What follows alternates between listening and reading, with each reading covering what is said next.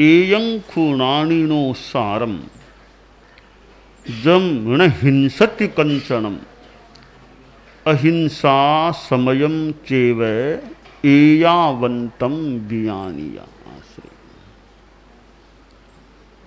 एक आदमी ज्ञानी है। ज्ञानी आदमी के ज्ञान का सार क्या है, यह एक प्रश्न है। सूक्त है नानस्य सार मायारो। ज्ञान का सार है आचार। आचार की एक महत्वपूर्ण चीज है अहिंसा। तो ज्ञानी आदमी के ज्ञान का एक सार है कि वह किसी की हिंसा नहीं करता या नहीं करनी चाहिए। आदमी के मन में, भावों में कभी हिंसा भी उभर जाती है और अहिंसा की भावना भी रहती है। जहाँ हिंसा है वहाँ दुख का कारण पैदा हो जाता है या दुख भी हो सकता है। एक सूक्त है हिंसा पशुयानि दुखानि। दुखों की माँ कौन है? दुखों की माँ हिंसा है। अब हिंसा की भी कोई माँ हो सकती है, जैसे माँ, नानी, आगे पीढ़ियाँ, वैसे दुख की माँ हिंसा और हिंसा की माँ फिर आगे हो सकती है। दुख की माँ यहाँ हिंसा को बताया गया है। तो हिंसा से दुख पैदा होता है। जिसकी हिंसा की जाती है उसको भी दुख, हिंसा करने वाले को भी दुख पैदा हो सकता है। तो दुख मुक्त होने के लिए अपेक्षित है आदमी हिंसा मुक्त बने। अब हिंसा की जैसे मां की बात है, तो अब लोभ है, गिद्दी है। लोभ के कारण से आदमी हिंसा कर लेता है, गुस्से के कारण से भी हिंसा कर लेता है। कुछ पाना है और उसके लिए आदमी हत्या तक कर देता है। गुस्सा आ गया, गुस्से में भी कुछ प्रहार आदि कर लेता है। यह हिंसा नरक में ले जाने वाला तत्व बन जाता है। पंचेंद्रिय वध नरक गति के आयुष्य बंध का एक कारण बताया गया है। राजा श्रेणिक कितना यूं तो वैसे भी बड़ा आदमी राजा, यूं भगवान महावीर के संपर्क में आया हुआ।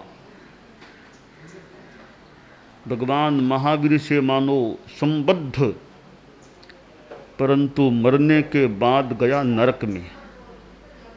हालांकि भविष्य बहुत उज्जवल है, भविष्य तो इतना उज्जवल है, उससे ज़्यादा उज्जवल क्या भविष्य हो कि वो इस अब अगले जन्म में तीर्थंकर बनने वाला है। और तीर्थंकर भी जिस दुनिया में, जिस भरतक क्षेत्र में हम हैं, वहाँ वह पहला तीर्थंकर बनने वाला है। कुछ हजार वर्षों के बाद वह जन्म लेगा ऐसा बताया जाता है, और फिर वह तीर्थंकर बनेगा, भगवान महावीर जैसा तीर्थंकर बनेगा। तो भविष्य बहुत उज्जवल है। अतीत भी ठीक था, यूं बीच में यह अंधकार आ गया थोड़ा सा कि पहली नरक में उसको जाना पड़ा। उसने हिंसा की थी, शिकार, हरिणी का शिकार, अंदर बच्चा भी था, मार दिया। और हिंसा के साथ फिर वो प्रसन्नता और गिद्दी वो जुड़ जाती है, तो हिंसा से और ज़्यादा गहरे कर्मों का बंध हो सकता है। तो राजा श्रेणिक मृत्यु के बाद प्रथम नरक में जाकर पैदा हुआ। तो हिंसा नरक में ले जाने वाला तत्व बन जाता है। महाआरंभ, महापरिग्रह, पंचेंद्रिय वध, मांसाहार, ये 4 कारण नरक गति के आयुष्य बंध के बताए गए हैं। पारिवारिक जीवन में आप देखिए, अगर हिंसा, कलह, झगड़ा वो है तो वहां भी दुख पैदा हो जाता है, शांति नहीं रहती है। एक परिवार में शांतिमय वातावरण हो, सब अनुशासित, विनीत, अच्छे, समझदार, अच्छे काम करने वाले, धार्मिक भावों से ओतप्रोत, तो वह परिवार तो मानो स्वर्ग का सा उदाहरण बन सकता है। परिवार क्या, वो सुख का मानो पारावार है, शांति का पारावार है। पारावार है समुद्र है। जिस परिवार में कलह चलता है, आपस में बनती नहीं है, बाप बेटे के नहीं बनती है, सास बहू के नहीं बनती है, लड़ाई झगड़ा चलता रहता है, धर्म ध्यान की बात नहीं है, न सामायिक है न संबर, संत दर्शन है न व्याख्यान श्रवण, तो वह परिवार एक प्रकार का नरक का उदाहरण बन सकता है। तो हिंसा है तो वो दुख का कारण बन जाती है। वह लड़का और पिता मकान का जो बाहर वाला कमरा था उसमें बैठे थे, औरतें घर में रहती, वो पुरुष लोग बाहर वाले कमरे में बैठ जाते। तो बाप बेटा दोनों बैठे थे, थोड़ी व्यापार संबंधी अपनी बात कर रहे थे, दुकान संबंधी। क्योंकि बेटा थोड़ा बड़ा हो जाए, समझदार हो जाए, तो बाप के लिए बेटा मित्र जैसा बन जाता है।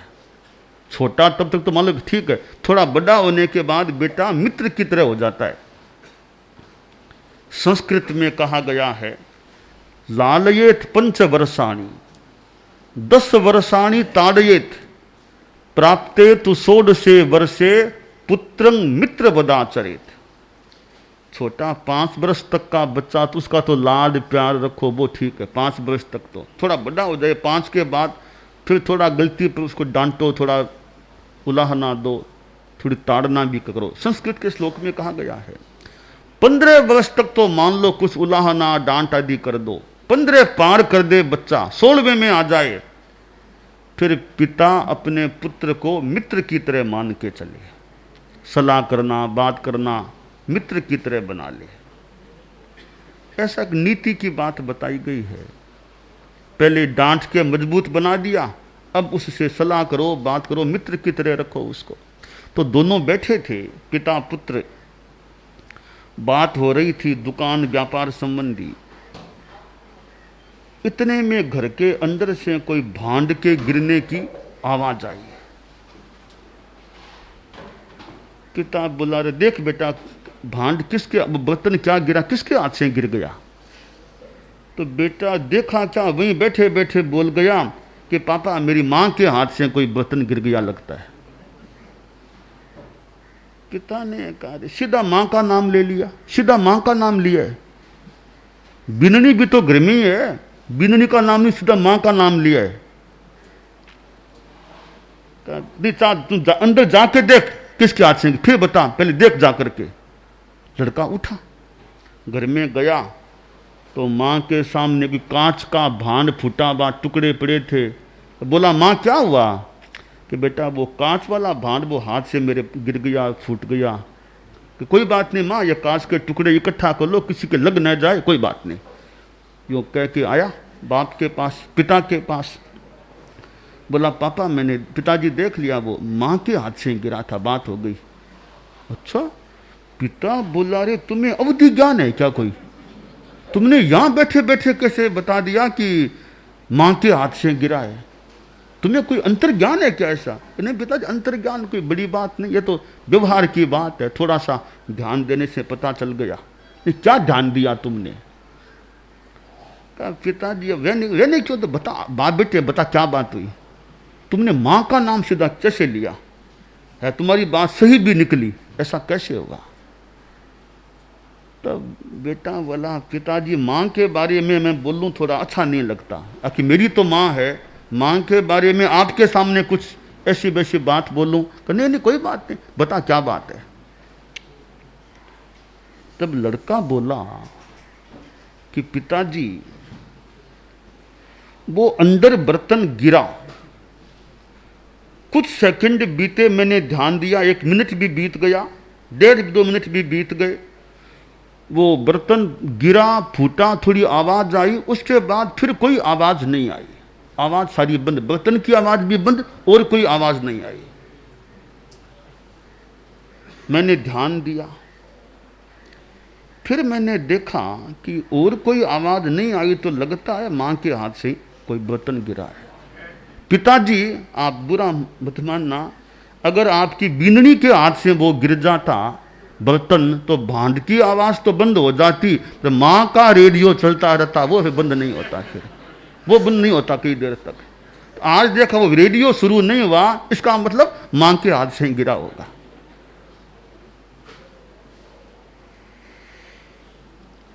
तो यह परिवार में ठीक है, थोड़ा बहुत कहा सुना तो हो सकता है, पर ज्यादा कलह का रूप नहीं होना चाहिए। यूं तो गलती पर कहना भी पड़े किसी को, गलती पर तो मौके पर बताना भी चाहिए, तो कलह का रूप नहीं बनना चाहिए। अब जैसे वो मां की सास की एक थोड़ी लघुता बताई गई इस बात में कि वो ज्यादा बोलती, ज्यादा डांटती, ज्यादा गुस्सा करती, एक दूसरी बात और आती है कि कोई सास सारी कोई गुस्से लो आवश्यक नहीं है, कई बहुएं भी तो ऐसी हो सकती है, दोनों ही बात है।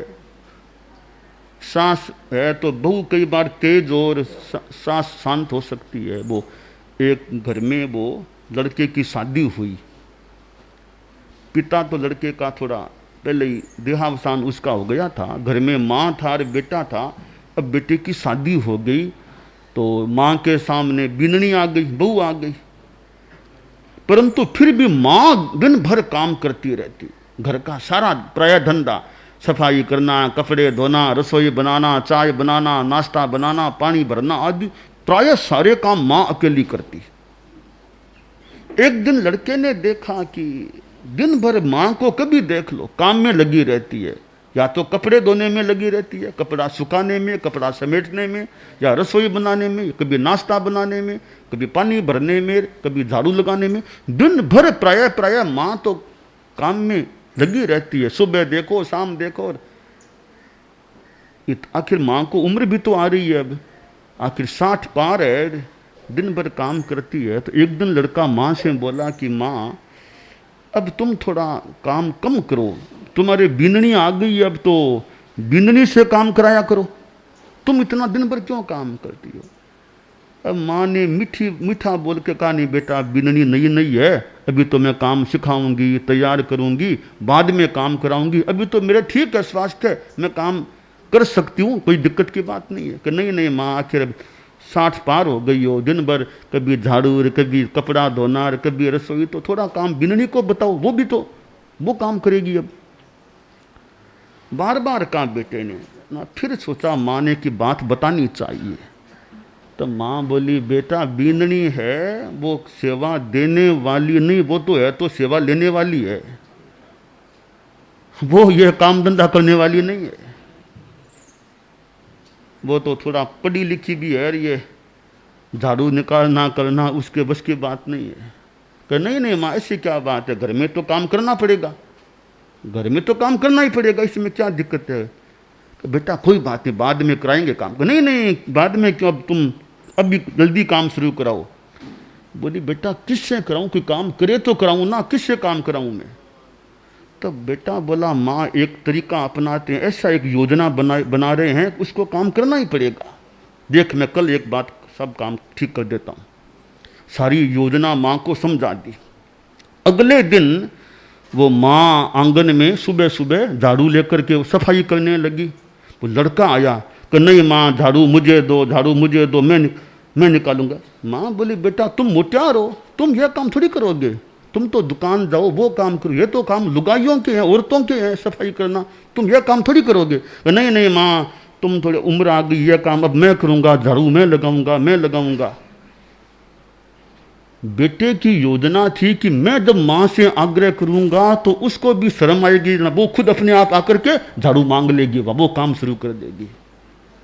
वो तेज तरार थी, वो तो बेटे से भी कुछ आगे थी। मान लो वो ऊपर खड़ी थी बहू रानी, ऊपर से सारा देखा कि बाप में माँ बेटे में ये आग्रह हो रहा है कि वो कहता है कि मैं निकालूंगा झाड़ू, माँ कहती है मैं निकालूंगी, आपस में आग्रह सा हो रहा है।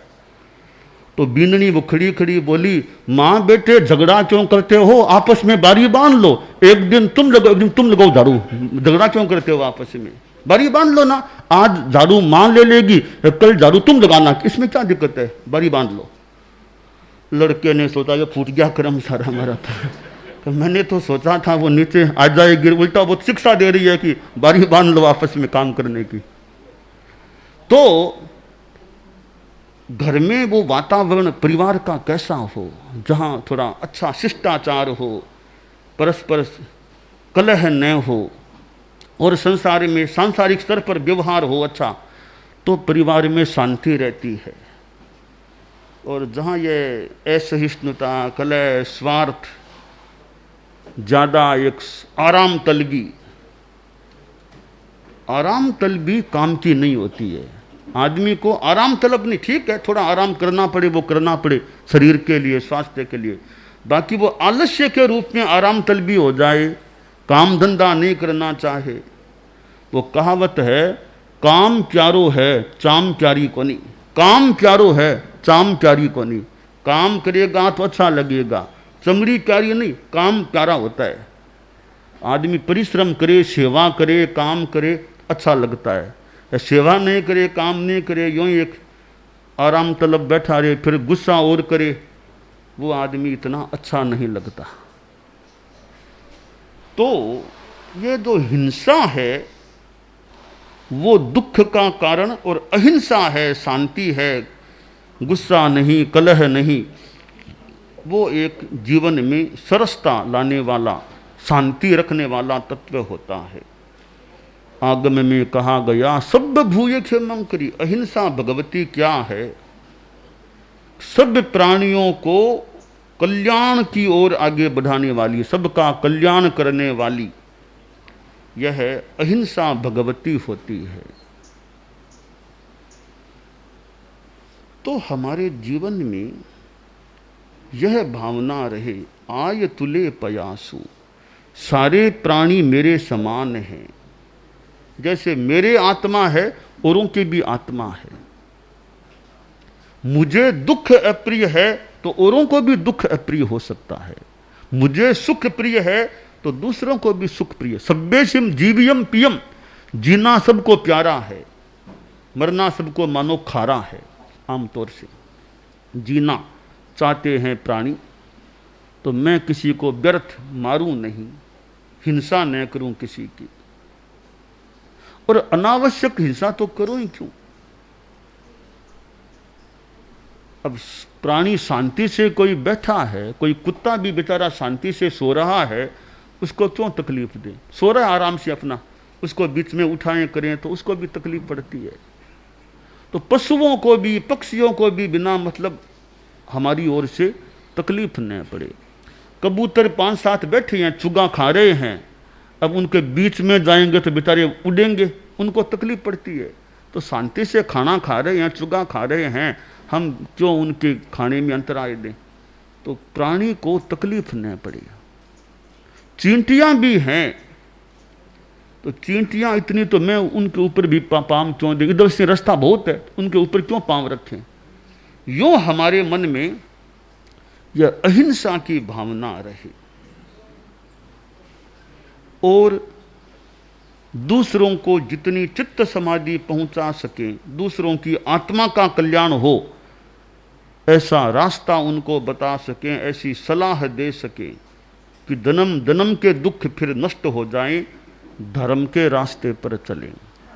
तो परम पूज्य आचार्य तुलसी केरल की यात्रा उन्होंने की थी, और न केवल केरल की यात्रा की, दक्षिण भारत की यात्रा की, न केवल दक्षिण भारत की, पूर्वांचल की भी यात्रा, कोलकाता भी पधारे थे, और भी कितने भारत में जगह जगह जगह जगह पधारे। इन 2 पांवों से कहां कहां पधारे थे और लोगों को धर्म का रास्ता, अध्यात्म का रास्ता, शांति सुख का रास्ता बताने के रूप में कितना प्रवचन उन्होंने किया था और उनके प्रवचन से कितनों को लाभ मिला होगा। तो यह केरल प्रांत जो गुरुदेव तुलसी के चरणों से स्पृष्ट हुआ था और कितने लोगों को गुरुदेव की यात्रा से जितना संभव हुआ लाभ मिला होगा। तो यह दुख मुक्ति का रास्ता बताना भी अपने आप में एक सेवा का काम होता है। और हम दुख मुक्त होना चाहते हैं, रहना चाहते हैं, तो हम किसी को दुख युक्त बनाने का प्रयास न करें। अगर दुख मुक्त रहना चाहते हो तो दूसरों को दुख युक्त बनाने का प्रयास मत करो। तुम दूसरों को दुख युक्त नहीं बनाओगे तो फिर तुम भी दुख मुक्त रह सकोगे। तो दुख मुक्ति का एक रास्ता है कि दूसरों के लिए दुख युक्ति न करें। दुख मुक्ति चाहिए तो दुख युक्ति मत करो दूसरों के लिए। तो दूसरों के लिए दुख युक्ति नहीं करना अपने लिए दुख मुक्ति को तैयार करना हो जाता है। तो ये अहिंसा तो एक माता है, अहिंसा हमारी भगवती है। जय हे जय जीवन दाता, समभाव सुधा का सिंचन दो, अमिताभ अहिंसा माता। ये अहिंसा माँ, अहिंसा भगवती। तो ये अहिंसा की शरण में जो भी आता है वह सुख पाता है। इस अहिंसा माँ कह दें, भगवती कह दें, धर्म कह दें, अहिंसा परमो धम्मो, अहिंसा को परम धर्म कहा गया है। हम इस धर्म की आराधना करते रहें, यह काम्य है।